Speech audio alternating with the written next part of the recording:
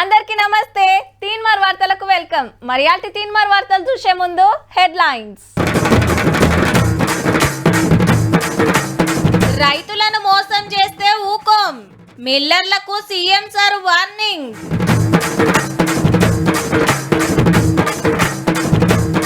మూడు పార్టీల నడుమ తగ్గఫర్ ఇక ప్రచారం అవుతున్నది జోరు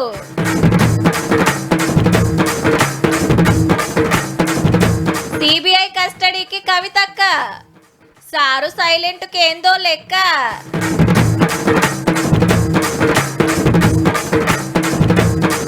మోడీ మీద బీజేపీ భారం అందుకే ఊకూకే చెప్పం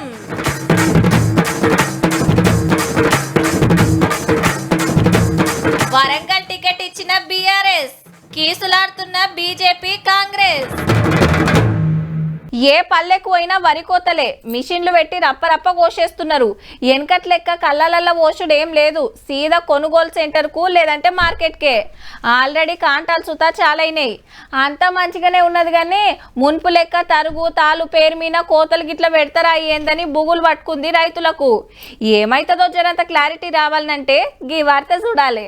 రైతులను లాస్ చేస్తే ఊకునే ముచ్చట లేదని గట్టి వార్నింగ్ ఇచ్చిండు సీఎం రేవంత్ రెడ్డి సారు.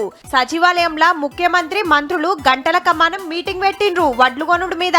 తక్కువ రేటు పెట్టే వ్యాపారుల సంగతి చూడాలి, మోసాలు చేసే మిల్లర్ల పని పట్టాలి, అవసరమైతే లైసెన్సులు రద్దు చేయాలని ఆర్డర్ వేసిండు ఆఫీసర్లకు. కలెక్టర్లంతా సెంటర్ల కాడికి పోయి ఏడేం నడుస్తుందో తెలుసుకోవాలి, రైతుల తిప్పలు అరుచుకోవాలన్నాడు సీఎం సారు. కంప్లైంట్లు వస్తే లాపరవ చేయొద్దు, ఎమ్మటే యాక్షన్ తీసుకోవాలన్నాడు ముఖ్యమంత్రి సారు. హమాలీలు బార్దన్ లారీల తిప్పలు లేకుండా చూడమన్నాడు ఆఫీసర్లను. అట్లనే తాగే నీళ్ల మీద సుత మీటింగ్ నడిచింది. తిప్పలు రానియొద్దు, ఎవరన్నా కావాలని సప్లై ఆపేస్తే ఎమ్మటే జాబులకెళ్ళి తీసేస్తామని గట్టి ధమ్కి ఇచ్చినడు. నీళ్ల దంద ఏస్టోళ్ల మీద నజరేయండ్రి, అవసరమైతే ఏరే కాడికెళ్ళి తెచ్చైనా సరే హైదరాబాద్ వాళ్లకు తక్లీఫ్ రాకుండా చూడాలన్నారు మంత్రులు. ఎలక్షన్ల సీజన్ కాబట్టి ఏడ గింత సందు దొరికినా ప్రతిపక్షాలు లొల్లి లొల్లి వేస్తాయి, జాగ్రత్తగా ఉండాలని సలహా ఇచ్చిండ్రు. చూడాలే మరిగా ఆఫీసర్లు ఎంత స్ట్రిక్ట్ గా డ్యూటీలు చేస్తారో. మా అక్కకు నోటీసులు ఇస్తారా, మా అక్కను విచారణకు పిలుస్తారా? ఇది తెలంగాణ మీద దాడే. గ్యారంటీగా తెలంగాణ పబ్లిక్ కు నోటీస్ ఇచ్చినట్టే. మా తెరువు వస్తే రాష్ట్రం అగ్నిగుండం అవుతుంది, మా అక్కను అరెస్ట్ చేస్తే రచ్చరచ్చే అని నిరుడు ఎంతో మాట్లాడిండ్రు గులాబీ పార్టోళ్ళు. కానీ ఇప్పుడు అరెస్ట్ చేసి నెల రోజులైనా జైలుకు పోయి 20 రోజులైనా ఎవల పర్ల గాళ్ళున్నారు. ఇక మందుదందా కేసుల ఇవాళ ఏమైందంటే తిహార్ జైలుకెళ్ళి ఈ వ్యాన్ల కోర్టుకు తీసుకొచ్చారు కవితక్కను. లోపటికి పోకుండా నన్ను అక్రమంగా అరెస్ట్ చేసిర్రు అన్నది. कुछ नहीं कहना है, सेम ओल्ड क्वेश्चंस पूछेंगे, यूटाइल एक्सरसाइज है, सीबीआई जो पूछ रही है वो गलत. 5 రోజులు మాకు ఒప్ప చెప్తే కేసు వివరాలు తెలుసుకుంటామని సిబిఐ లేలే కస్టడీకి ఇయ్యద్దని కవితక్క లాయర్లు. 2 దిక్కుల వాదనలు నిన్నాక 3 రోజుల కస్టడీ ఇచ్చింది కోర్టు. తీర్పు రాగానే సీదా సిబిఐ హెడ్ ఆఫీస్ కు తోలుకపోయిండ్రు. రేపటికెళ్లి సోమవారం దాకా లిక్కర్ లింకుల మీద విచారణ చేస్తారన్నట్టు. దినం పొద్దుంజావులు 6 గంటలకెళ్లి 7 గంటల దాకా ఇంటోళ్ళు లాయర్లు వచ్చి కలవచ్చు. బాపే నా బలం అనుకుంటే పెద్ద మనిషి సపోర్ట్ చేస్తలేడు, పార్టీ వాళ్ళంతా నా బలగం అనుకుంటే లీడర్లు మాట్లాడు లేదు. హైదరాబాద్ లో అరెస్ట్ చేసినాడు కేటీఆర్ సారు, హరీష్ రావు సారు, ఇంకా కొందరు వచ్చిర్రు ఇంటికాడికి. మా చెల్లెని అట్లెట్లా అరెస్ట్ చేస్తారని రామన్నన్ అయితే లొల్లే పెట్టుకున్నాడు ఈడీ ఆఫీసర్లతోటి. ఢిల్లీకి తీసుకపోతే ఎంట పెన్మిటి అనిల్ సార్ పోయిండు, మర్నాడు బావబామర్దులు పోయిండ్రు. విచారణ ఓడవంగానే రాత్రి పోయి రోజు గల్సుడు ధైర్యం చెప్పు నడిచింది 4 వద్దులు. అటెంక ఒకలెంకొకలా హైదరాబాద్కు వచ్చిండ్రు. ఒకనాడు బిడ్డను చూస్తానికి శోభ మేడం వచ్చింది, ఒకనాడు అమ్మని చూస్తానికి కవితక్క కొడుకు వచ్చిండు. 10 రోజుల తర్వాత తిహార్ జైలుకు పోయి 20 దినాలైనా ఇంటోళ్ళు పోయి కలిసినట్టయితే ఏ మతలబు రాలేదు. పెన్మిటి లాయల్రే చూసుకుంటున్నారు అంతా. ఇంతల్ని ఎలక్షన్లు వచ్చాయి, టికెట్లు వంచాలనాయే, మీటింగులు పెట్టాలనాయే, అలిగిన వాళ్ళని బుద్రకియ్యాలనాయే, ఓట్ల పంట కోసం ఎండిన వరి పంటలు చూడాలనాయే. ఎన్నికల బిజీల వాడి బిడ్డ అరెస్టును కూడా పట్టించుకుంటలేనట్టున్నాడు సారు. కవితకు అరెస్టు గురించి మాట్లాడకున్నా ఏం కాదు కానీ కరువు కరెంటు కాంగ్రెస్ మీద మాట్లాడాలని ఫిక్స్ అయినట్టున్నాడు. లోపట ఏం జరుగుతుందో తెలియదు కానీ బయటికి మాత్రం కవితకు ఒంటరైనట్టే అనిపిస్తున్నదిలే.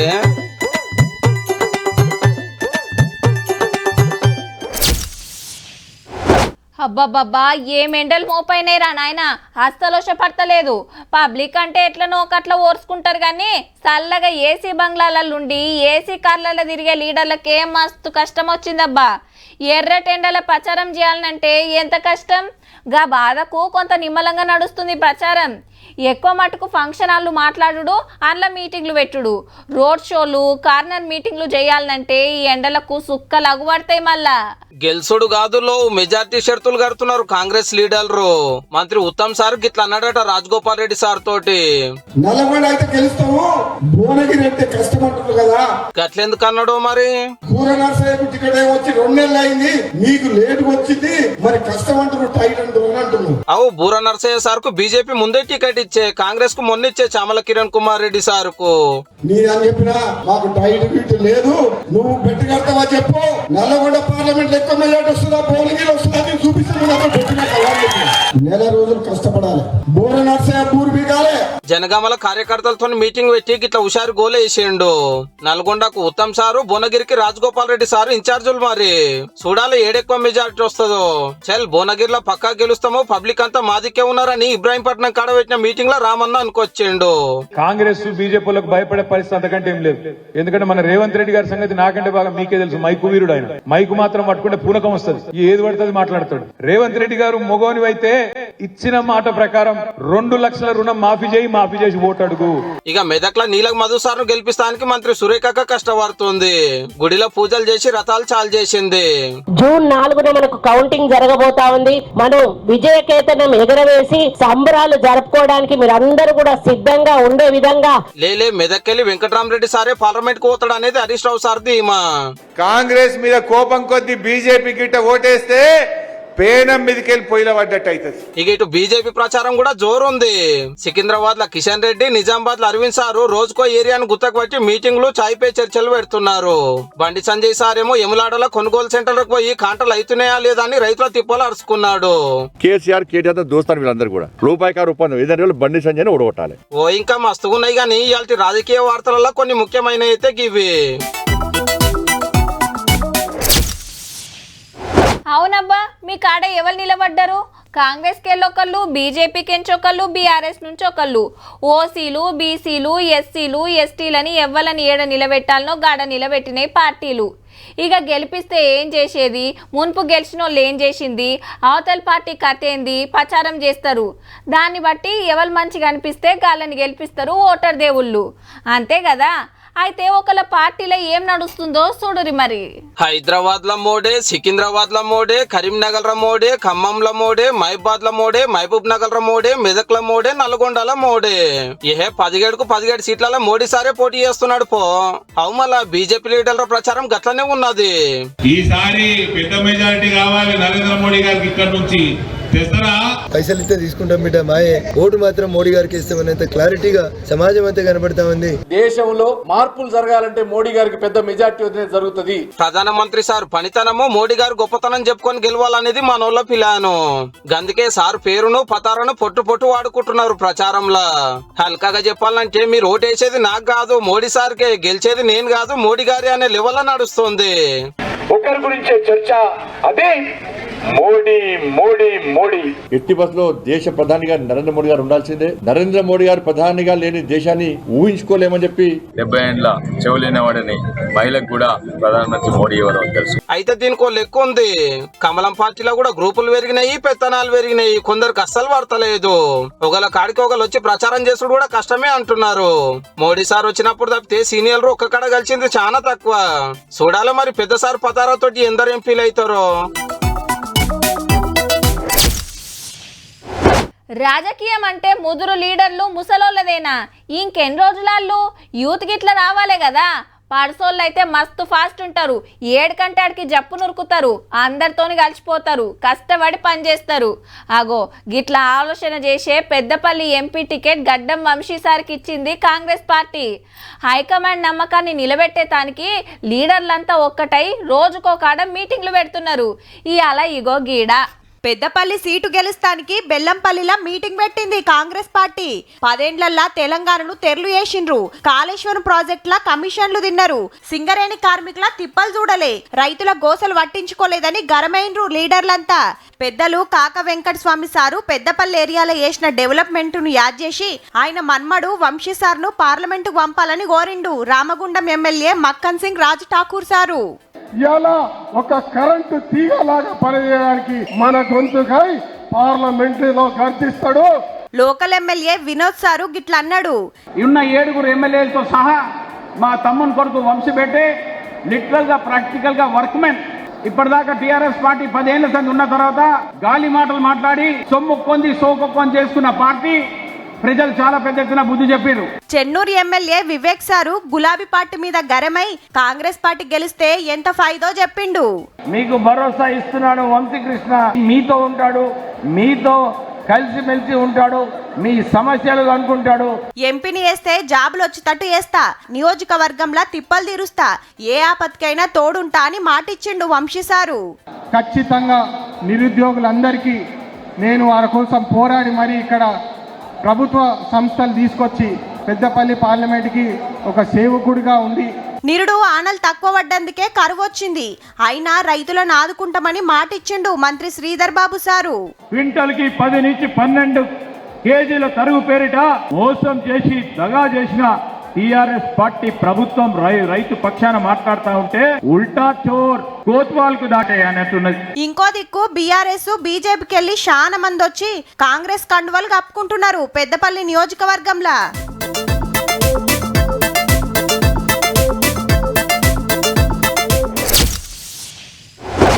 తెలంగాణ అంతట ఒకెత్తుంది, వరంగల్లో ఒకెత్తుందుల్లా రాజకీయం. పార్టీలు మారుడు, కండువాలు మార్చుడు, టికెట్లు తెచ్చుకునుడు అన్ని నియోజకవర్గాలలో ఉన్నదే కానీ గాడనే జరంత జోరున్నది. క్యాండిడేట్లను పెట్టే కాంచెల్లి టికెట్లు ఇచ్చేదాకా, ఇచ్చినోళ్ళు జంప్ అయ్యేదాకా, జంప్ అయినోళ్ళు తిట్టుకునేదాకా అంత గమ్మతే ఉన్నది. మళ్ళా ఇంకా ఊరిచ్చుడొద్దు కానీ సీదా వార్తలకు పోదాం పండ్రి. వరంగల్ టికెట్ ను మారేపల్లి సుధీర్ కుమార్ సార్కి ఇచ్చింది బీఆర్ఎస్. సార్ ఇప్పుడు హన్మకొండ జెడ్పీ చైర్మన్, ఉద్యమకారుడు, పార్టీల పనిమంతుడని పార్లమెంట్ కు పోటీ పెట్టిండ్రట. ఫస్ట్ ఆరూరి రమేష్ సార్ కు ఇద్దామంటే అమ్మో నాకొద్దని కండువా మార్చి కమలం టికెట్ తెచ్చుకున్నాడు. అటెన్క ఎమ్మెల్యే కడియం సార్ బిడ్డే కావ్యకిస్తే మాకేమొద్దని ఇల్లు కూడా పార్టీ మారి చెయ్యి గుర్తు మీద పోటీలున్నారు. సీనియర్లంతా బుగులు పడిపోయే వరకు ఆఖరికి ఈ సార్కు టికెట్ ఇచ్చింది గులాబీ పార్టీ. ఈ ముచ్చటిట్లుంటే మొన్నటిదాకా కార్లుండి చెరో పార్టీల షరీకైన ఆరూరి రమేష్ సార్ కు కడియం ఫ్యామిలీకి తగ్గఫర్ నడుస్తుంది వరంగల్.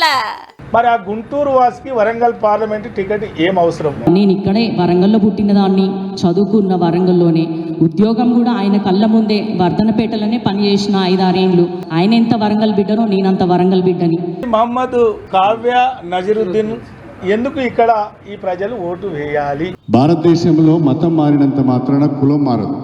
వెన్ను పోటు పొడిచి కడుపులో కత్తులు పెట్టుకొని కౌగలించుకొని మరి 3వ గెలిస్తే ఎక్కడ మంత్రిగా పోటీ వస్తారో అని మహానుభావుడు ఏం చేసిండో కూడా.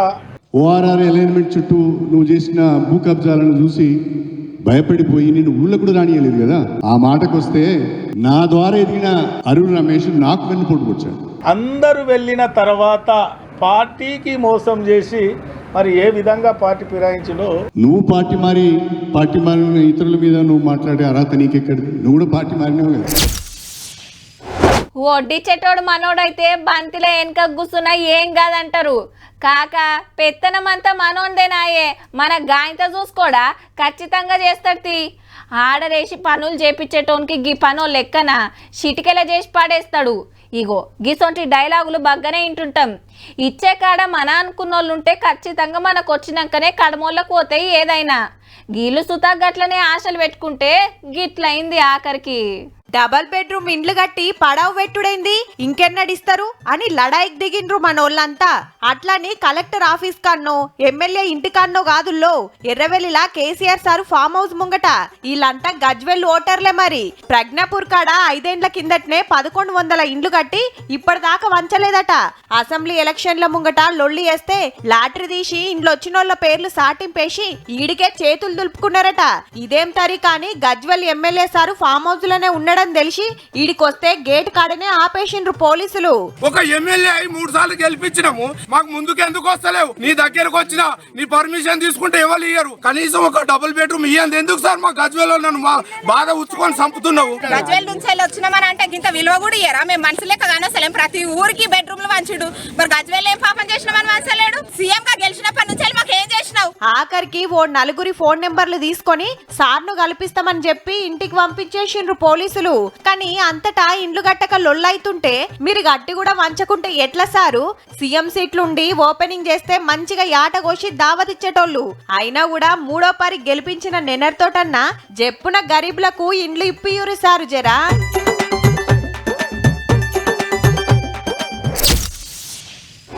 పొరక పట్టుకొని రోడ్లు ఉడ్చుడు, గల్లీలు మూత మోగేటట్టు పీకేలూదుడు, పోస్ట్ కారెట్లు వంచుడు, గ్యాస్ బండల బొమ్మలు పట్టుకొని తిరుగుడు, అందరు ఒక్క తీరు టోపీలు పెట్టుకొని వచ్చుడు, పోరలకు బ్యాట్లు వంచుడు, అక్కలకు కుంకుమ బర్నీలు ఇచ్చుడు. ఓ ఇట్లా మస్తు చేస్తారు. గిట్లయితేనే కదా పబ్లిసిటీ వచ్చేది, పతార పెరిగేది. ఇప్పుడు మీరు చూడబోయే వార్త కూడా గసొంటిదే. కాకుంటే దీనికి ఇంకో లెక్కున్నది. అరేవా పాల్ సార్ కుండ తయారు చేస్తున్నారు. అయ్యో గట్ల గట్టిగా వస్తాక సారు ఆయన తీసుకపోగలరు.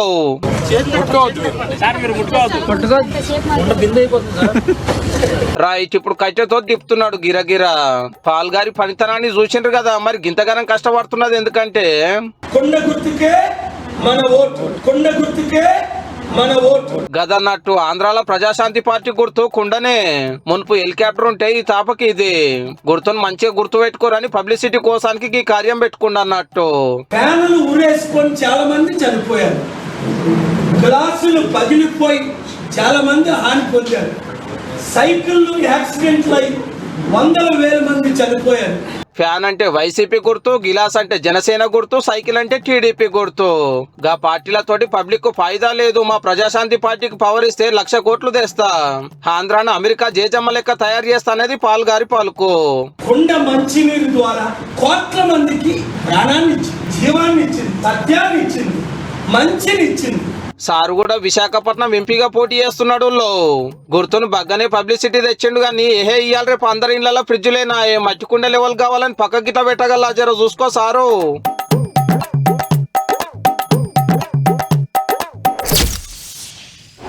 డాడీ నాకు లివర్లు తీసుకురా, మమ్మీ మంచిగా ఫ్రై చేసి పెడుతుంది. ఏమండి లెగ్ పీస్ అట్లనే పట్టుకరాండ్రి, బిర్యానీలకు కావాలి. పోయిన తాపంతా బొక్కలే ఎక్కువ వచ్చినాయి, చెస్ట్ పీస్ కొట్టిర్రి, కూర మంచిగా ఉంటుంది. కాల్చిన చికెన్ అయితేనే కమ్మగా ఉంటుంది, ముక్కలు జర పెద్దగా కొట్టమను. ఆయతారం వచ్చిందంటే గిట్లా చెప్తుంటారు ఇండ్లల్లా. కానీ కొందామని దుకాణం కాడికి పోయి బోర్డు మీద రేటు చూస్తే గిట్లున్నది. చికెన్ చింత చెట్టెక్కి కూసుంది పో. కిలో 290 రూపాయలు. ఈ 2 రోజుల్లో ఆ 10 రూపాయలు కూడా పెరిగి మట్రం 300 అవుతుండొచ్చు. గింతగనం ఎందుకు పెరిగిందంటే ఈ ఎండలకి రైతులు పెంచారు. మెయిన్ ఎఫెక్ట్ కోళ్ళు చనిపోతాయి కాబట్టి ఈటుకు, అందుకనేసి కోళ్ళు పెంచారు రైతులు, అందుకనేసి ఈ రేట్లు ఉంటాయి. ఎండలు చిన్న కొడుతున్నాయా మరి? గర్మికి కోళ్లు బతకవని ఫారంల సాదుడు తక్కువైంది. దుక్నంలకు కోళ్లు తక్కువ వచ్చే వరకు ముక్క పిరమైంది అన్నట్టు.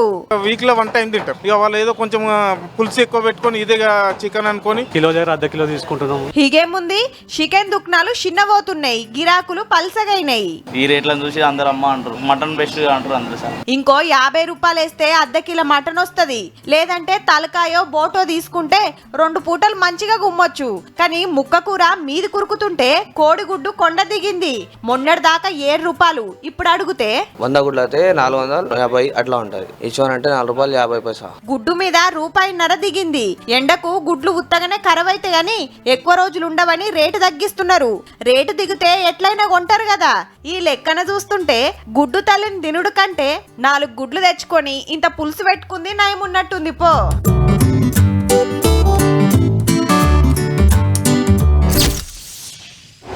ఏమంట ఆర్టీసీ బస్సులలో ఆడోళ్ళను పుక్కట్లు ఎక్కించుకుంటుండ్రో మా ఓళ్ళు తిరుగుడే తిరుగుడు. గుళ్ళు గోపురాలు చూడాల్సిన జాగలు టూరిస్ట్ ప్లేసులు గుత్తబట్టిందనుకో రాదుండ్రి. బస్ ఎక్కుడు ఆధార్ కార్డు చూపించుడు ఎంత దూరమైనా ఎన్ని మాటలైనా తిరిగొచ్చాయే. మంచిగా అమ్మలక్కలంతా బిందాస్గా పోయి వస్తుండ్రు. అటెనక 0 టికెట్లను బట్టి ఆర్టీసీకి పైకం పంపుతుంది గవర్నమెంటు. ఇంకో దిక్కు రైల్వేలో ఎట్లా నడుస్తుందో చూడు రిజరా. రైలు ఎక్కలేదు, ప్రయాణం చేయలేదు, అయినా టికెట్ల మీద 4000 కోట్లు కమాయించింది రైల్వే శాఖ. అంతా ఆన్లైన్ పుణ్యం. ఎట్లా అంటే వెయిటింగ్ లిస్ట్ కింద 240 రూపాయలు కట్టి టికెట్ బుక్ చేసుకున్నాం అనుకో, కిస్మత్ బాగలేక కన్ఫర్మ్ కాలే, ఇక అప్పుడు లెక్కకైతే మన పైసలు మనకు వాపస్ రావాలే. వస్తున్నాయి కానీ మొత్తం కాదు, 180 రూపాయలే. ఆగో కడమ 60 రూపాయల సంగతేంది అంటారా? సర్వీస్ ఛార్జీ, ఆ ఛార్జీ, ఈ ఛార్జీ అని కట్ చేసుకుంటుర్రు. బాగా చెప్తా. ఇట్లా దినం వేల మంది కట్టిన పైకంలా కటింగ్ల మీద కటింగ్లు అవుతుంటే రైల్వే శాఖ 4000 కోట్లు ఎన్కేసింది 2 ఏళ్ల పేరు మీద. ఆర్టీఐ చట్టం కింద ఒకరు దరఖాస్తు పెడితే ఖుద్దు ఆఫీసర్లే చెప్పిండ్రు గీ లెక్క. మస్తుందిలే ఉద్దెర కమాయి, మనకు టికెట్ రాదు, బండెక్కం ఏడికో, కానీ మన పైసలైతే బరాబర్ గుంజుతారు. కౌంటర్ కార్డ్ అయితే ఇదేందని అడిగితే అడుగుదుమేమో, ఇప్పుడంతా ఆన్లైనేనాయే. ఏం చేస్తాం మా కర్మ అనుకొని సప్పుడు కాకుండా ఉండాల్సిందే. టికెట్లు అమ్మితే ఎంత వస్తున్నాయో గాని మనం క్యాన్సిల్ చేసుకున్నందుకైతే పైసలే పైసలు పోన్రి.